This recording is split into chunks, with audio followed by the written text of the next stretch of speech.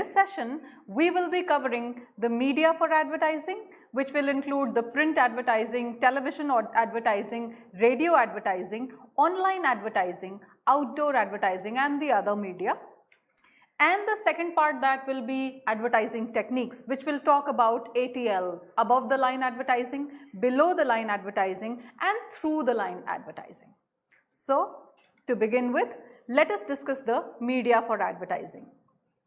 When we discuss the various media for advertising, by media we mean the vehicles which will be able to carry this professional communication called advertising forward, so as to reach the various target audiences that we have in mind, and also to create, should be able to fulfill certain objectives for which this advertising has been created. To begin with the print advertising, the print includes the newspapers, it includes the magazines and the yellow pages. Print largely is meant for the literate audience, people who can read. Now, there is an advantage of dealing with literate audiences, there is also a disadvantage. The advantage is larger, which is that when you are dealing with educated audiences, they are able to understand the value that your product or service is trying to confer in a much better manner as compared to someone who is not knowledgeable about it or who is illiterate. So ideally, the newspaper ads are the oldest and most popular kinds of ads, because newspaper is also the oldest medium. The paper quality suffers, it has a low paper quality, and due to which the color reproduction of an ad suffers a lot. Also, there is no choice of niche audiences. When I say no choice of niche audiences, what I mean is you cannot target your audiences to a certain segment. You can always only publish an ad in a newspaper and wait for whoever wants to look at it, whoever wants to see it. So there is no choice of niche segments of audiences. Then it is also a costly proposition, because an advertisement in a mass medium like a newspaper is a costly affair, and it has a very limited shelf life, probably only 24 hours, because everybody likes to keep a newspaper for a day, and the next day you have a new newspaper with you. So the shelf life is quite limited. If the shelf life of the medium is limited, obviously the shelf life of the communication, the medium is a carrier for this communication, will also be limited. Talking about magazine ads, I have put it separately because magazine ads are slightly different and better than the newspaper ads. How? Let us see. One, they target select consumers. Say for example, you will have a magazine which is largely based at readers who want to know more about political affairs. Say for example, India Today. Then you can have interiors, a magazine that is totally dedicated to interior designing. Then you have a women's era, which is a women's magazine. So you have already selected the audiences, which are the audiences of the magazine. So when you are propelling, say for example, a cosmetic brand, obviously a women's era could be a better medium than interiors. So advertisers can target strategically their target audiences and accordingly push the communication. Then they have a longer shelf life, because most magazines are either fortnightly or monthly, sometimes even weekly. So they definitely have a much longer lifespan as compared to a newspaper. And of course, the paper quality is high. We will usually find glossy papers in it. And in fact, in order to advertise, a lot of brands also, produce calendars and things that people can make use of for a longer time. They get attached in the magazines and they reach the consumer. So if I get a calendar, I pull it out and then I use it on my table. So there, the shelf life of the communication for the brand increases. And then of course it is much costly because of the kind of quality of paper that is involved in it, the color reproduction is good. So all this makes it a little costly affair. Then we turn on to the TV advertising. Now TV, we all know, is a dominant media which is used by the masses. You don't require to be literate or educated, and you don't have to think much when you're looking at TV programs. It gives maximum exposure, it gives a huge reach in a short span of time. Maximum exposure because it is an audio-visual medium. So when you are able to locate the background, you're able to locate the exact context in which two people are talking in order to, push a brand forward. So they give you the maximum exposure of the scenario. Then they are also able to, television channels are able to reach a lot of people, and that too in a very short span of time. It is an audiovisual medium, so this message gets absorbed very quickly, and it gets absorbed elaborately, since you are able to make meaning of whatever is positioned in front of you. And it also helps you in engaging better. How does it engage? Because both your audio as well as your visual senses are involved. So unlike radio, where you could be doing your home tasks and side by side listening to radio, TV is something which will make use of audio and visual medium both, and hence it will, audio and visual senses both, and hence it will engage you more than radio or more than any other medium. Then it is a very expensive medium, because big businesses are able to monopolize on it. Since it is an expensive medium, only the moneyed people, only the moneyed organizations will be able to send forth their communication to the target audience by use of television. So there is definitely a greater chance of monopolizing. And there is no choice of literate target audiences. If you think that educated people are the only ones who you're wanting to target through your communication, that will not be possible. There will not be a choice of literate target audiences. Radio advertising, radio is a special medium. It is an audio medium. So the messages accordingly have to be designed for the ear. So like when we talk about how do we script for a radio, we take into consideration that the words should be clear and they should be well pronounced and they should be short, they should not be difficult, things like that. Also the same principles are taken care of when you're writing a radio ad. So radio advertising being an audio medium, it is also less expensive than television. And the ad durations are shorter. You would usually, hear jingles or for a few seconds, 10-second or maybe. So ad durations are shorter on radio as compared to television. And of course, audiences are not segmented properly. Now this is a kind of thing which you would find common amongst all mass media. So you cannot really pinpoint that this is the exact niche audiences you are aiming to, talk to through your communication. So audiences cannot be segmented properly. At one point of time, anybody could be listening to a show on radio. The possibility of switching channels is less. Now this is the speciality of the radio medium. Once you put your radio on and you start working, whatever work you're doing, so radio is there in the background and you are listening to it. But like a television, you're not zapping channels. So you don't have a remote in hand to keep zapping channels as often as you do on television.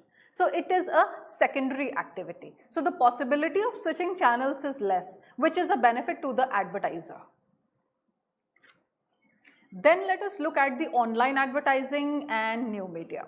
When we talk about new media and online advertising, we all know this is the latest in thing. Latest as in it has been around for a few years now, but as compared to the traditional modes of advertising, traditional mass media, this is the latest one. Latest media and also has the greatest possibilities of growth. Now, it has the power to blend television as well as print medium. So it brings together both the senses, because print medium is all about text and television is all about audiovisual, and online is something which blends both of them together. So on one web page you would see the running text describing a certain situation, event, news, anything, and then you will find a video. So it is also involving your audio and visual medium and senses. It is basically meant for global kind of audiences who are literate and have a good access, because only if you have an access to internet will you be able to come up with some interactions, with some engagement with the content that is present online. And then messages can be personalized, because say for example when you're talking of online advertising, you could be pushing a certain kind of an ad to a certain kind of class of people. These people could be college goers, these people could be housewives, people could be sports lovers, anything of the sort. So on social media, you know who are the people who are interacting. And these people have some common interest. If you will strategically and accordingly push your product or service to them, obviously you would do better than the others. So the messages can be more personalized in nature. It has an unlimited reach. We know, online medium is one medium which has unlimited reach. And it is also slightly inexpensive from the point of view of the user at least, because we know data is quite inexpensive these days. So which makes the access of medium also inexpensive. Now let us look at the outdoor advertising, also called OOH, out of home advertising. It works best for target audiences who do not consume media indoors. So people who are on the run, on the move all the time. You would see these outdoor advertising placed on electric poles sometimes and as hoardings on the highways, so on and so forth. So these are basically meant for mobile customers, and so longer messages are not used. Why? Because you are aiming at an audience who is coming from a distance and who will just pass by. He or she will not stop to read the message that has been put up on the hoarding or the billboard. He will just pass by. So the message needs to be short and should be written in bolder fonts. At times when you have to convey more, you would usually see that there is a series of hoardings or billboards that are put up one after the other. So there is one small message on the first one and the second related message on the second, third, and so on. So by the time a consumer the customer passes across, he will be getting a hang of all the messages together. Now hoardings, pole ads, electronic displays, there are also wall paintings, banners, posters, transit advertising. All of these are examples of outdoor advertisings. Now it is more flexible in terms of placing the ad. So say for example you've purchased an ad space somewhere, you are more flexible about the size, you're more flexible about whether you want to place it vertically or horizontally, or whether you have to turn it into an electronic board instead of a small billboard. So there they are more flexible in terms of where they want to place the ad. And it can be used in crowded places also. There is again no choice of audiences because you do not know who all are coming across the message. So accordingly one must design the message accordingly. It should be more neutral in nature. And it is more cost effective as well. Now there are a few other media which I would like to highlight here, like the direct mailers. When we talk about direct mail, it includes catalogs of products. You would often see catalogs which describe the various products and the various verticals that a brand is running. Then there are brochures which are detailed information material about a certain product and a certain brand. There are sales letters, like say for example somebody who has made a who has purchased a car policy will next year, when the policy is about to expire, receive a mail stating that your policy is about to expire and we can again offer you a policy for this much money. So that is a sale letter. There are prospectuses, the way you have prospectuses for educational institutions. IGNOU has its own prospectus. Similarly, there can be prospectuses given forth by brands to describe their products and how one is different from other. Say for example, Eureka Forbes and the models it has for various water filters. So you can have a prospectus of that. Message is hidden from the competition. This is the unique selling proposition of a direct mail. What you're sending out is not known to the audiences as compared to out-of-door OOH advertising or any other form of advertising, where whatever message you're sending out and propagating through the mass medium is well known to the competition as well. They can also see what you've put up. But here, in case of direct mails, this is not possible. So the message remains hidden from the competition. Then another kind of media is the telemarketing. You would have generally noticed ads in off time on television which sell various things like right from bed sheets and clothes and whatever else. So it is more direct, it is more personalized. It will in a phased manner tell you what are the benefits of using this and why you should prefer it and why the prices are much better and more competitive as compared to other brands or at other places, so on and so forth. And the message is totally sender controlled. So the source of the message is controlling the message that is being given out, both in case of direct mail as well as in case of telemarketing. The third kind is in-film advertising. A number of times you would have seen a number of brands, various brands figuring in different kinds of movies. It could be a cold drink, it could be a bike, it could be, and you would remember that this brand is being talked about in this film. But the problem here is that it has limited attention. Limited attention because people generally, most of the times the ads, one is in film advertising and one is the kind of advertising which is displayed during the interval in a movie hall or before the film begins. And maximum number of times people are either talking or they are out and they don't pay enough attention to such advertisements. But in film advertising has been registering its presence for some time now. And the next, of course, a lot of people use the term window shopping. So what do you mean by window shopping? Window shopping is the coming across of a customer with a product which is on display at the window. So it works best as a POP, a point of purchase kind of a thing. So it is available on the counter, and the best part about it is that a consumer can view the product which is placed there, and it works best when you keep changing the product. Say for example, it's a pair of shoe which is at display. Continue to change those shoes every 1 or 2 days, and also display the pricing. The pricing might attract and the person might walk into the store to purchase it. So that is called window display. Now we will look at, we are over with the media of advertising. Now we will look at advertising techniques. Now there are 3 kinds of advertising techniques. One is above the line advertising, one is below the line advertising, and the third is through the line advertising. When I say above the line advertising, it is all the mass media that you know about, which get used for publicizing, which get used for advertising, like television, radio, newspapers, magazines, OOH, all of them together are called ATL, above the line advertising. Now, how does it help? What are the advantages? One, it helps in brand building, because we've discussed in various ways that these kind of media reach innumerable people. There's a mass reach, and they don't know who are the audiences who you're reaching through this advertisement. So it helps in making a brand more popular. It should appeal to the senses of everybody, since we are talking to a heterogeneous audiences and we do not know who these audiences are. Then it makes use of mass media. It is highly impersonal. Only those messages can be personal where the medium is also personal, like the online. When I am on Facebook, I am interacting on Facebook or WhatsApp or any other such medium, then it is more of a technology-aided personal communication. But here we are talking of highly impersonal communication, since we are making use of so many different kinds of mass media.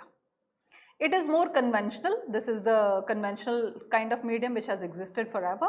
And it is of course very expensive. Advertising in a newspaper, advertising on television has always been a costly affair. So these are the various features of above the line advertising. Now there can be a few disadvantages apparently, but that doesn't make it any less important. Because where you can use and the kind of result you can draw from ATL will be different from what you can receive from BTL, below the line advertising. So in one kind of objective can be met better than by BTL, another kind of objective may be met better by ATL. Let us look at BTL now. Below the line ad strategies, below the line advertising. This is when the products are promoted other than in mainstream media that we just spoke of, TV and newspapers and magazines and this, that. Other than this, when we try making use of media in order to push our products, it is called below the line advertising. Now what are those tools that we make use of? They are direct mail campaigns, there are trade shows, there are catalogs, there are targeted SEM, search engine marketing, gifting, free sampling, coupons. A number of times you would find a certain coupon with a certain product that you've purchased. This is because this brand has a collaboration with another brand. So whatever number of products get purchased here, you get a coupon to make a purchase from other brands. So free samples also, like I gave an example in the beginning of the previous session, that when you get free sachets of tea or free sachets of shampoo sometimes, or even the masalas that you use while preparing your food. So you get some free samples, that is also an example of below the line advertising. There are gifts, there are targeted search engine marketing. Search engine marketing is making use of online in order to search a certain brand or a product. And then there are catalogs and trade shows and other such things. So all these together form the below the line advertising. It breaks the clutter in advertising. When there are so many advertisements coming onto the television and so many ads that you see in the newspaper, it helps you break the clutter and it helps you reach the audiences smoothly. It also reaches the target audience in a more cost-effective manner, because when you talk of a free sample and when you compare it to the kind of amount you will incur as an advertisement expense for a television, you can match up a TV ad to a free sample and you very well know what is more cost effective. So below the line advertising techniques are more cost effective in nature. Coming on to the last bit, which is the TLL, through the line advertising technique. When we talk about through the line, it is basically a mix, a cohesion of both above the line and below the line. So we're using TV ads also, we're using free samples also. We're using a radio jingle also, we're making use of coupons also. So we are making a customized bouquet. Why is this so? Because the marketer has an option for both ATL and BTL. The ideal objective aim is to get the objective met. That objective can be anything. It could be brand correction, image correction. It could be building a brand. It could be promoting sales. It could be anything, business volume, sales volume, various things can be there. So depending upon the objective that you have set for yourself, you choose the medium. And there is a plethora of medium available. Other than these, new innovations keep taking place. Like say for example, I did not mention crowdsourcing. What do you do in crowdsourcing? You have a whole, a group of people who will suddenly emerge in a populated areas and start talking about something in a louder voice so that they can grab attention of people. Quickly, they will make their message felt, they will make their presence felt, and quickly they will dissipate into the crowd. So ideally, that kind of a thing is also prevalent these days. So the various techniques that you make use of, they are popularly called the IMC, Integrated Marketing Communications. Now, we have a separate session on integrated marketing communication where we will deal in detail about what are the various techniques, how are campaigns planned, and everything in detail. Here, I would only like to say that when you're choosing this kind of a media, it is based on the kind of objective that you've planned to achieve. And based on that, you decide upon the combination of above the line and below the line techniques of advertising. And this is what we know as integrated marketing communication, which is a more of an umbrella term and which has within it advertising, public relations, direct mailing, sales, various things together, event management, etc. So here we come to the end of advertising techniques. And I hope this has been able to excite your thought, because learning excites thought. And I hope you found this session useful. Stay tuned with us and I'll meet you again on Tuesday with more on advertising. Happy learning. Stay safe.